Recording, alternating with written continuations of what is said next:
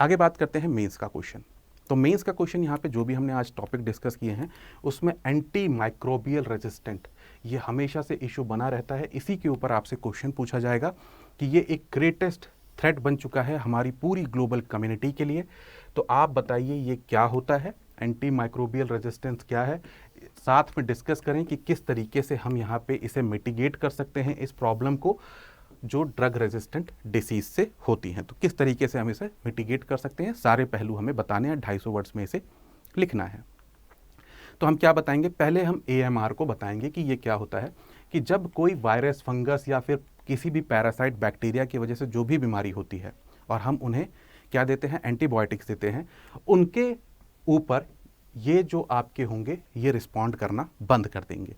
ठीक है, इसी को हम कहते हैं आपके AMR। इन्हीं के लिए एक और शब्द इस्तेमाल होता है सुपर बग्स। बग हैं, सुपर बग हैं, किसी दवाई से इनको कोई असर नहीं पड़ेगा। किस वजह से होते हैं, अगर हम इनका मिसयूज़ या ओवर यूज़ कर दें। अब देखिए क्या होता है, असल में कोई भी बीमारी है उसके लिए एंटीबायोटिक्स डोज होता है, 10 दिन लेनी है, 15 दिन लेनी है। लोग क्या करेंगे, 5 दिन ले लेंगे, फिर ठीक हो जाएंगे, ठीक महसूस कर देंगे और छोड़ देंगे। इसीलिए ये वापस रिपीट होके आता है, पूरी तरीके से मरा नहीं है, बाद में वापस वो जिंदा होगा और फिर उसके बाद स्प्रेड होगा। तो लोग 5 दिन लेके इसे छोड़ देते हैं। तो जो भी डॉक्टर है वो आपको 10 दिन दे रहा है तो 10 दिन की दवा पूरी लेनी है आपको एंटीबायोटिक्स, ये ध्यान रखिएगा, वरना वो आपकी बॉडी में रह गया स्टेन और अगली बार वो और ताकतवर हो जाएगा। तो इसी तरीके से वो डेवलप हो जाता है। तो जब 10 दिन का है तो 10 दिन पूरे लेने हैं।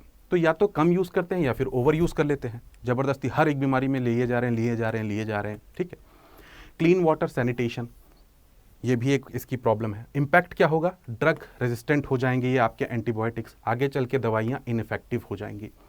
और इसीलिए WHO ने इसे टॉप 10 आपकी ग्लोबल पब्लिक थ्रेट जो है उनमें यहाँ पे रखा है। किसको, AMR को, एंटी माइक्रोबियल रेजिस्टेंट को। फिर हम फैक्टर्स बताएंगे कि क्यों है। एक तो ब्रॉड स्पेक्ट्रम, जो आपकी दवाइयाँ जो होती हैं एंटीबायोटिक जो लास्ट रिसॉर्ट में इस्तेमाल करनी है उसको पहले ही इस्तेमाल कर ले रहे हैं लोग। ठीक है, बिना प्रिस्क्रिप्शन के, ये भी एक बहुत बड़ा इश्यू है। इन एप्रोप्रिएट एंटीबायोटिक यूज़, सही तरीके से यूज़ नहीं कर रहे। सेल्फ मेडिकेशन, गांव में झोला छाप जो डॉक्टर होते हैं, गए कुछ नहीं, कोई भी बीमारी बताइए वो आपको एंटीबायोटिक पकड़ा देगा, लोगों को पता नहीं है। छोटे बच्चों को दे देंगे, किडनी फेल हो जाती है, बहुत इशू देखने को मिलते हैं। सीवियर, जो आपका क्या नाम है, सीवर जो होता है, पानी, गंदा पानी जब छोड़ा जाता है तो अनट्रीटेड पानी जब आपके यहाँ पे ग्राउंड वाटर या किसी से भी मिलेगा तो वहाँ से भी ये इशू हमें देखने को मिलता है। तो फैक्टर्स हम इसके बता सकते हैं, एंटीबायोटिक कंजम्पशन जो ह्यूमंस कर रहे हैं, सोशल फैक्टर जैसे सोशल गैदरिंग हो रही है, घाटों पे नहा रहे हैं, उससे भी होता है ये, कल्चरल एक्टिविटीज़ से होता है, मास बाथिंग ले लें। फिर जो फूड्स एनिमल्स खा रहे हैं उनमें भी एंटीबायोटिक्स डाला जाता है, उससे भी हो सकता है। फार्मास्यूटिकल इंडस्ट्री जो पोल्यूशन डाल रही हैं उनसे भी ये बढ़ेगा। एनवायरमेंटल सैनिटेशन, इससे भी बढ़ेगा। और साथ में यहाँ पे जो इन्फेक्शन कंट्रोल प्रैक्टिसेस हैं, जब उन्हें सही से नहीं किया जाता हॉस्पिटल्स और हेल्थ केयर्स के द्वारा, तब भी ये हमें बढ़ता हुआ देखने को मिलेगा। तो यहाँ पे इसके चैलेंजेस हमें लिखने होंगे। तो ये थ्रेट है, ठीक है, आम बात है, इन्फेक्शियस डिसीजेज यहाँ पे पहुँच जाएंगी, ऑर्गन ट्रांसप्लांटेशन में दिक्कत होगी, बहुत सर्जरीज में भी दिक्कत होगी, आउट ऑफ पॉकेट एक्सपेंडिचर बढ़ जाएगा, ज़्यादा खर्चा करना पड़ेगा। ठीक है, फिर हॉस्पिटल्स में लंबे समय तक रहना पड़ेगा और इकोनॉमी को बहुत ज़्यादा बुरी तरीके से ये इफेक्ट कर सकता है। साथ में जो न्यूनेटल्स हैं और एल्डरली हैं, ये दोनों को इफेक्ट यहाँ पे करेगा। ठीक है, छोटे बच्चों को भी और वृद्ध लोगों दोनों को यहाँ पे ये इफेक्ट करेगा। साथ में जब आप इस आंसर को लिखेंगे तो इंडिया के इनिशिएटिव ज़रूर बताएंगे। जैसे यहाँ पे CDSO ने साफ तौर पे प्रोहिबिट किया है 24 जो आपकी एंटीबायोटिक्स हैं कि उन्हें विदाउट डॉक्टर प्रिस्क्रिप्शन किसी को नहीं दिया जाएगा, उन्हें आप नहीं दे सकते। तो पहली चीज़ ये लिखेंगे। इंडिया का रेड लाइन कैंपेन जो है उसके बारे में लिखेंगे कि इसमें इन एंटीबायोटिक्स के ऊपर रेड लाइन होती है, ठीक है, और उनको बिना प्रिस्क्रिप्शन के नहीं दिया जा सकता। नेशनल हेल्थ पॉलिसी 2017 के बारे में लिखेंगे, उसमें भी इसके बारे में बात की गई कि एक प्रॉपर गाइडलाइन जारी की जाए कि किस तरीके से इनका यूज़ होना है।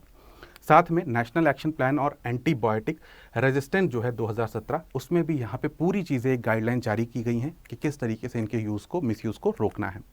और फसाई ने भी यहाँ पे साफ तौर पे कहा है कि फ़िश और हनी में किसी भी तरीके के जो एंटीबायोटिक्स आप इस्तेमाल करते हैं कंपनीज़ को, उन्हें भी यहाँ पे रोक लगानी चाहिए ताकि हम यहाँ पे इनसे बच सकें। तो वे अहेड, यानी आप आखिरी में बात क्या कहेंगे कि ठीक है, हमें ये सब तो प्रॉब्लम है, बट हमें नए ड्रग्स की डिस्कवरी करनी चाहिए, केयरफुल यूज़ करना चाहिए, मल्टी सेक्टर अप्रोच को यहाँ पे अपनाना चाहिए, लोगों को एजुकेट करना चाहिए, ठीक है, पॉलिसीज़ को अलाइन करना चाहिए और सर्वेलेंस को मजबूत करना चाहिए।